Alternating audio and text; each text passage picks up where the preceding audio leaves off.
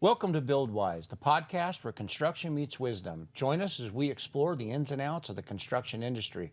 We're going to share insightful tips. We're going to dive into the latest trends. Whether you're a seasoned pro or just getting started in your journey in construction, Build Wise is your go-to source for valuable insights. Let's build a smarter, wiser future together. Like and subscribe now. Stay tuned for a foundation of knowledge in every episode.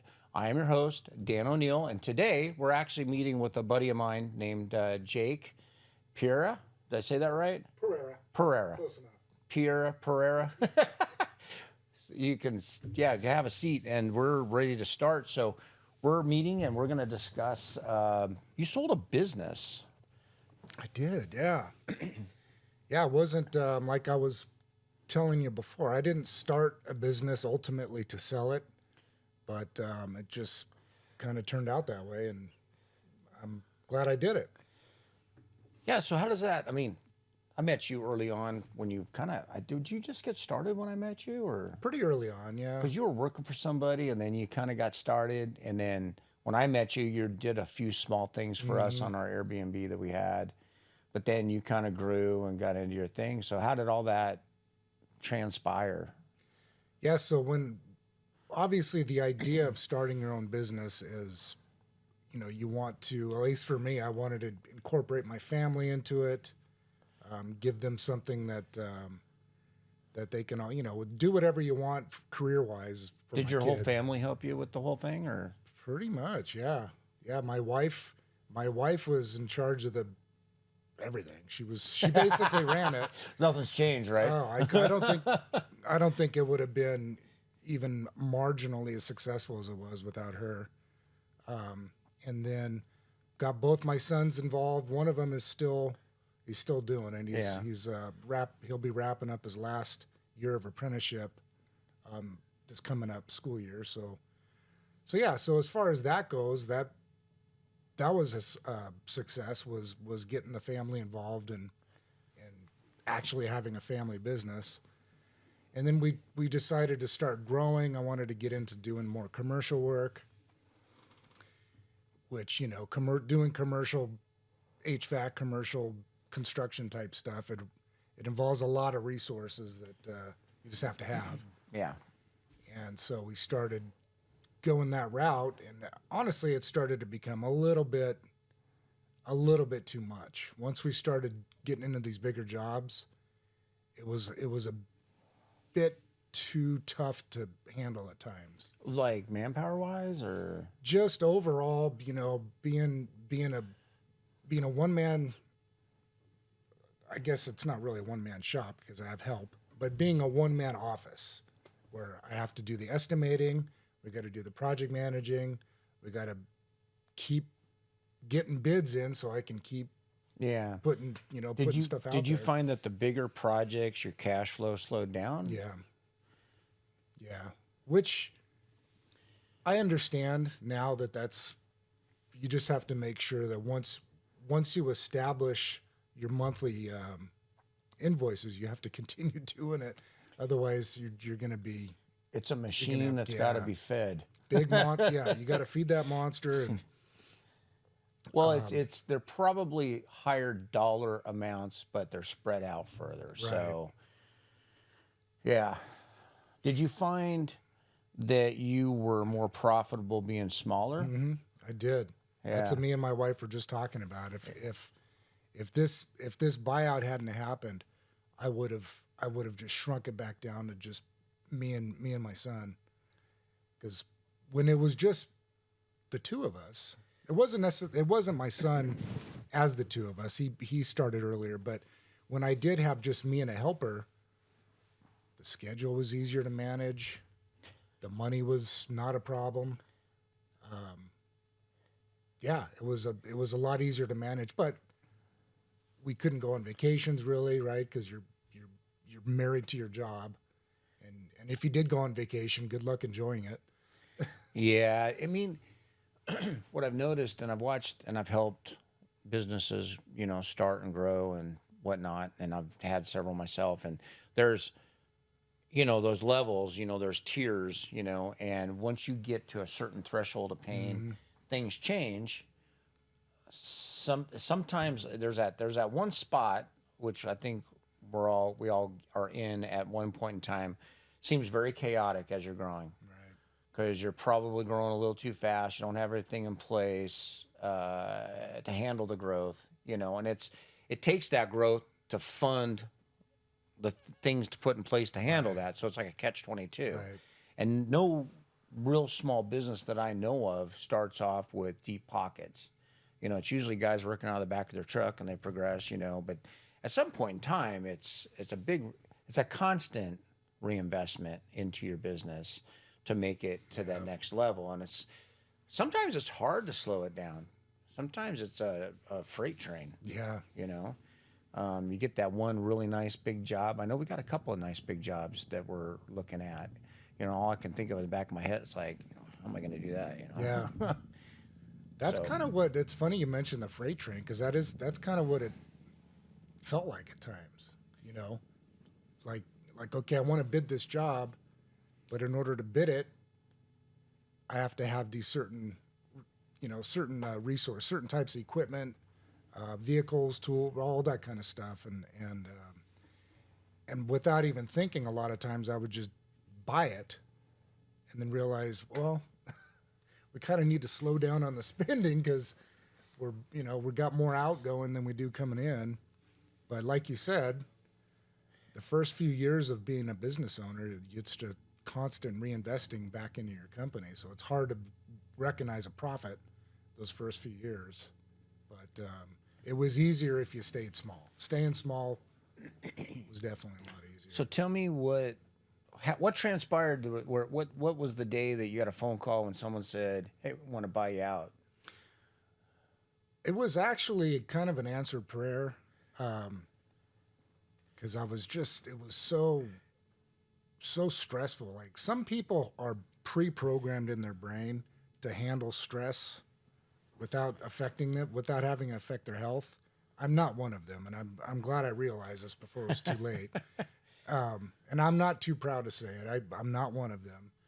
But it was one of those things where we're having a hard time trying to figure out how we're going to make payroll. There were weeks where we weren't paying ourselves just so we can make payroll and keep the lights on, so to speak. I know that feeling. Yeah, right. And there is a company called, can I say it? Harris. Yeah, Harris. Okay. Can you say it? It's on your shirt. Well, I know. Just wear a billboard, why don't you, to the podcast? They're a company based out of Minnesota. They're pretty large, and they wanted to get into the mechanical market here in Idaho. And so they tapped us on the shoulder and made me an offer, and to continue on as a manager there, and to bring all my guys over and basically become their mechanical department for Idaho. And that's what happened. Like I said, I didn't set out to do it at the very beginning. It just kind of progressed that way, and turns out wasn't such a bad deal. Now, how long did it take from the time? Now, how did they find you? Was it just, you got some random phone call, or you knew some friends that knew some friends, or it was from a job, or like what kind of transpired? And then from start to finish, how long did it take to kind of work the deal? So there was a gentleman here in town that he used to be a project manager for a company that I was subbing for. So I would sub for him, and he was a project manager, and we kind of established a professional relationship. We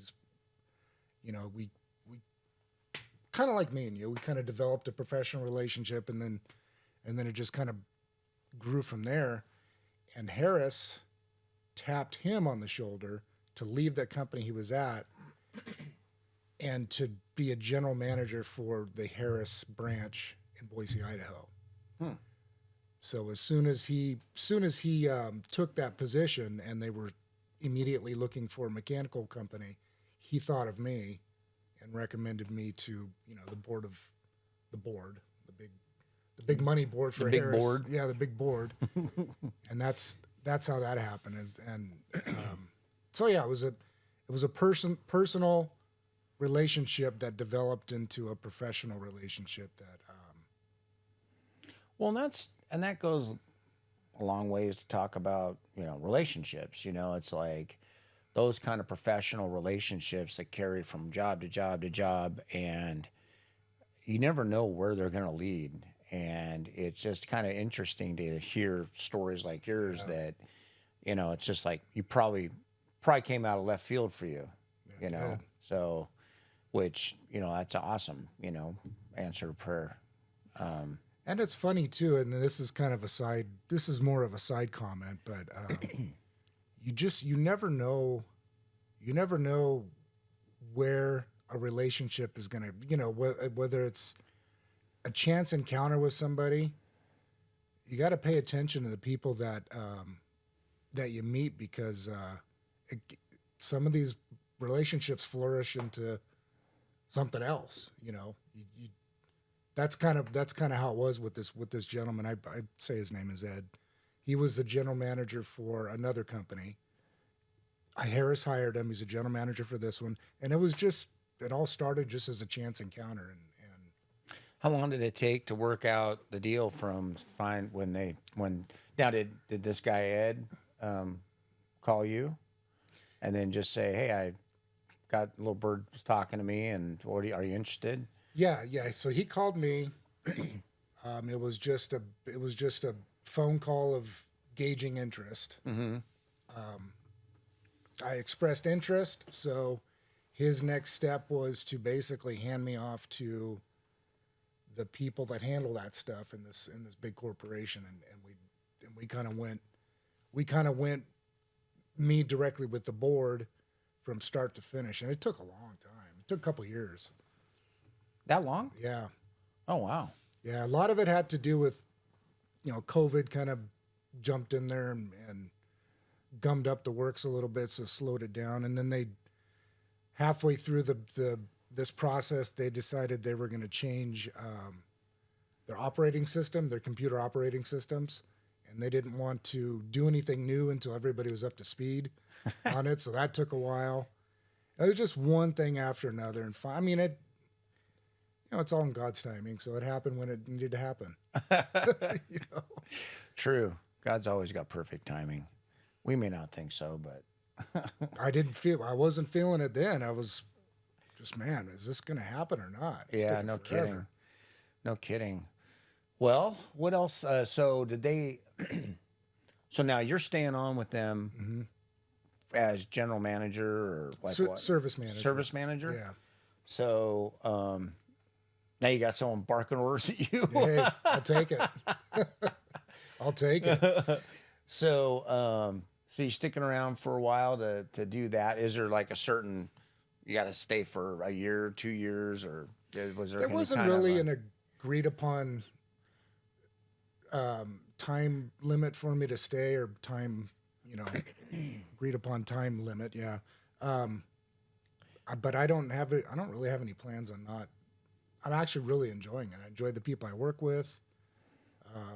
Yes, I have a boss, but as a business owner, you have thousands of bosses, right? Oh yeah. All your customers are your bosses. Now I Yeah. only have one, so it's actually simplified it quite a bit. But not to say that I didn't enjoy being a business owner. It was very, very rewarding. I met some great people along the process. Established some great connections here in the Treasure Valley, and so you listeners out there, don't take my negativity as a sign to not pursue your dream. Pursue your dream. Yeah, you just never know where it's going to go. And I don't know. I mean, what transpired for you to start your own business? I guess. What was it out of necessity? Was it out of, hey, I had this bright idea, or you were forced into it? Like what? Yeah, it's funny. I was always, every company I've ever been to, I always complained about something. Oh, the boss he doesn't know how to do this, and the company does that wrong and this wrong. And finally, I think my wife probably even told me, but I had a challenge in my head, say, you know what? Instead of complaining about it, why don't you just do something about it? Start your own business and see, do things your way. Yeah. So that's, It's funny because I had the same thing. My wife says, I don't think you're going to be satisfied or happy until you work for yourself again. But they, I was working for a company, I won't say who it was, here in the Valley. During COVID, they got really weird.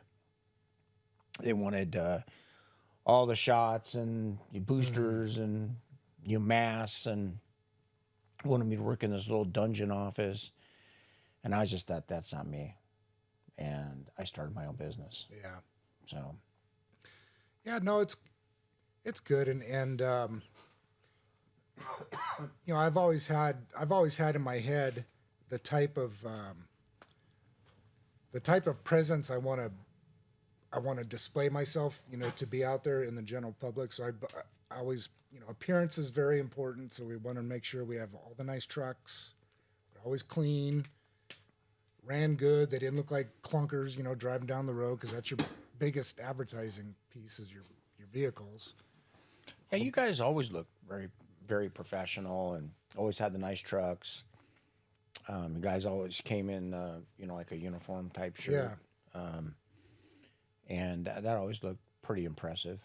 Yeah, and it honestly, we've gotten quite a few customers as a result of just our appearance as we're driving down the road. Yeah. People go, oh, okay, and then we got a big phone number on there, and okay, that looks like they present themselves nice. We'll give them a call. And that's Don't show up with wife beaters and torn off T-shirts Right. and, yeah, just stink in high heaven. Take a little bit of pride in yourself.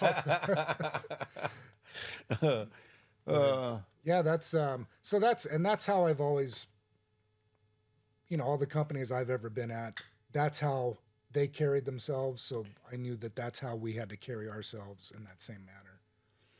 But and we paid the guys well. What was your annual sales? You mind me asking? I think our last year of business, we were just shy of 2 million. That's pretty good for a HVAC company. At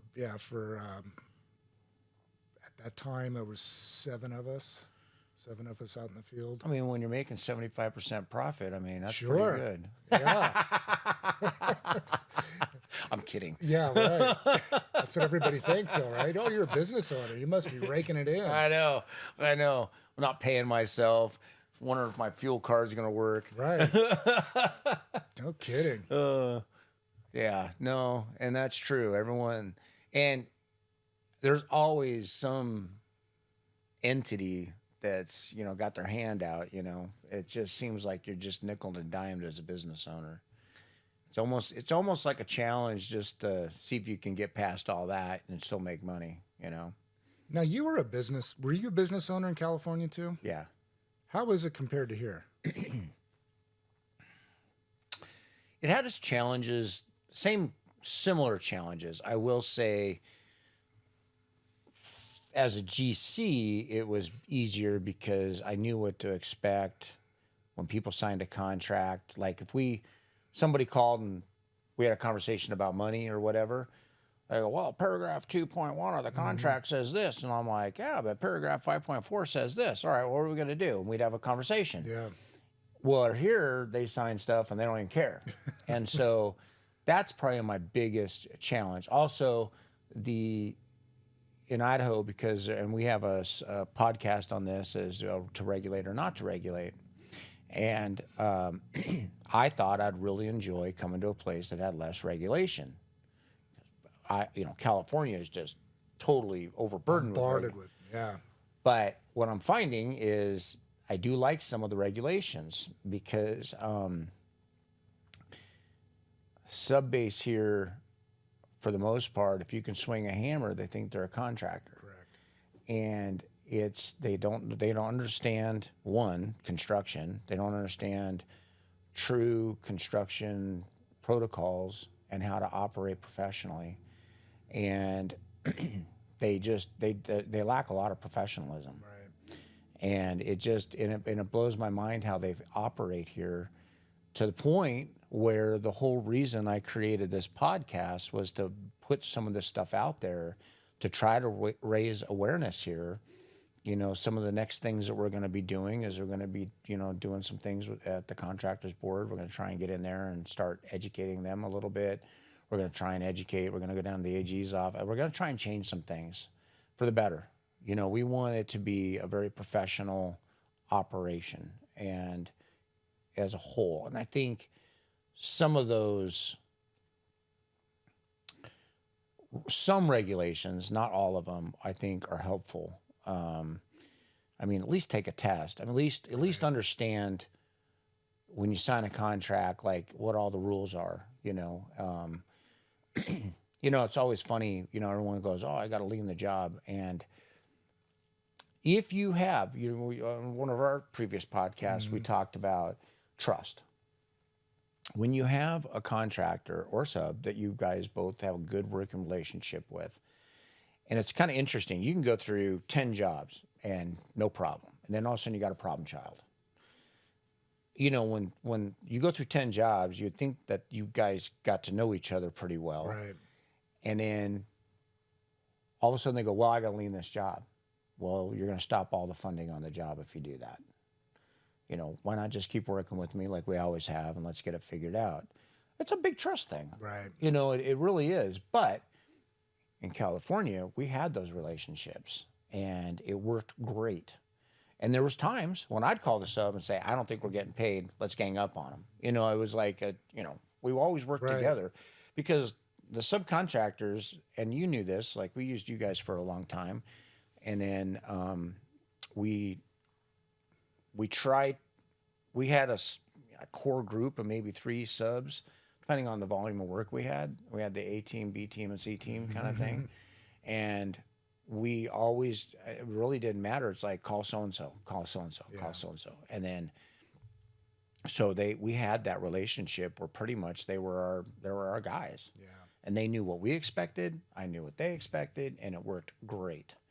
But it's just different here, so the whole podcast are created to raise that awareness. That's why we're talking contracts, we're talking, building up a business in this valley and selling it and all these different things, and all the challenges that not only construction as a whole faces, but the valley adds to it. Well, and to your point on the regulations.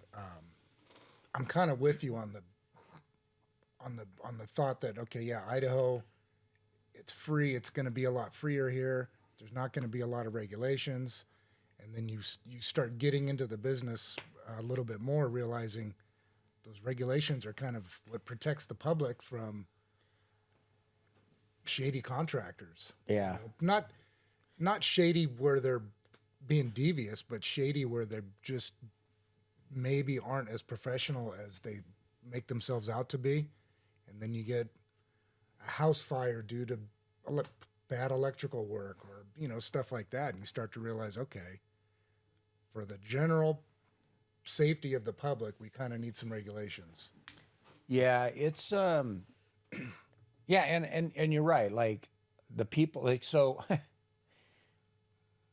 would I put it? Some of them are just construction ignorant. Right. And, we've had guys, they come in and they say, oh yeah, this is how we do it in Idaho. Man, if I hear that one more time, I'm gonna puke. But, it's like, this is how we've been doing it for 20 years. Well, you've been doing it wrong for 20 years. Right. Why not start stepping up your game? Why not read a stinking contract? Why not, when you're going to install a whatever, read the submittal, read the technical data. And you're not supposed to install it that way. Right. But just because you've been doing it, why not educate yourself and do it the right way? And then when you're managing, and especially for business owners, we have to manage, everything's a liability, everything's about risk. So we're managing short-term and long-term liabilities.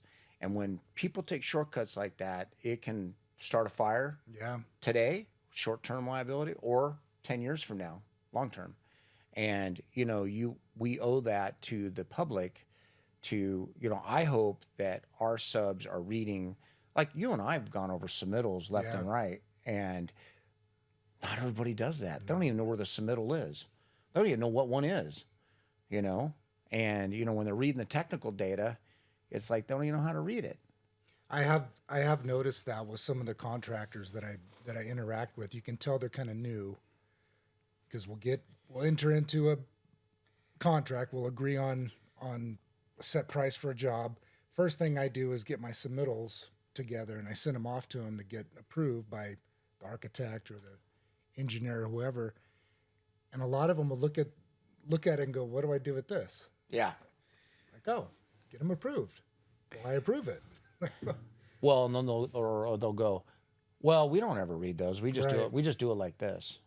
Yeah, that's You know, the Bible right there. You know, and when you're managing like as businesses and you know, I think what I liked about you guys is you did that and you managed that, which made me very comfortable. Like, now I guarantee you if I ask him, he's read it. In fact, some of the stuff he's asking me to do, it's because of that, you know? And so, so I have complete confidence that we're running it per that, which means your warranties are better. You know, you don't have any hiccups with warranties. You don't have hiccups with, you know, safety issues or those kind of things. But anyways, I think we're about out of time. We hope everyone liked this. Please like and subscribe now. Share this if you haven't already. And want to thank you guys for watching. Take care. Take care.